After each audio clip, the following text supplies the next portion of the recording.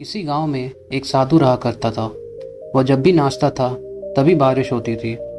इसीलिए गांव के लोगों को जब भी बारिश की ज़रूरत होती तब यह लोग उस साधु के पास जाते और उनसे अनुरोध करते कि वह नाचे, और जब वह नाचने लगते तो बारिश ज़रूर होती थी। कुछ दिनों बाद 4 लड़के शहर से गांव में घूमने आए।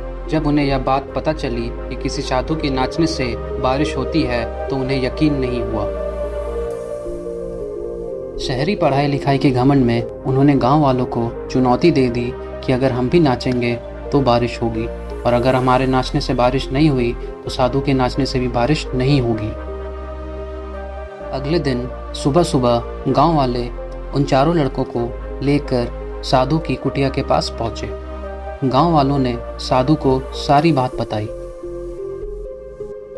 फिर इन लड़कों ने नाचना शुरू किया। पहले लड़के ने नाचना शुरू किया। आधा घंटा बीत गया। फिर पहला लड़का थक कर बैठ गया, पर बादल नहीं दिखे। कुछ देर बाद दूसरे लड़के ने नाचना शुरू किया और 1 घंटा बीतते बीतते वह भी थक कर बैठ गया।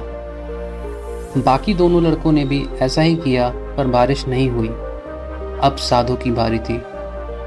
उसने नाचना शुरू किया। 1 घंटा बीत गया, पर बारिश नहीं हुई।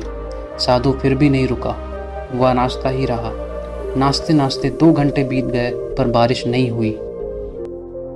4 घंटे बीत गए, पर बारिश नहीं हुई। लेकिन साधु तो रुकने का नाम ही नहीं ले रहा था। धीरे धीरे शाम ढलने लगी कि तभी बादलों की गड़गड़ाहट सुनाई दी, और थोड़ी देर बाद जोरों की बारिश होने लगी। यह देखकर चारों लड़के दंग रह गए और तुरंत साधु से क्षमा मांगी।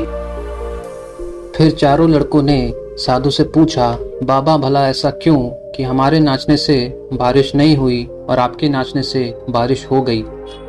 साधु ने उत्तर दिया, जब मैं नाचता हूँ तो 2 बातों का ध्यान रखता हूँ। पहली बात तो ये कि मैं सोचता हूँ कि अगर मैं नाचूंगा तो बारिश को होना ही पड़ेगा, और दूसरी बात यह कि मैं तब तक नाचूंगा जब तक कि बारिश ना हो जाए।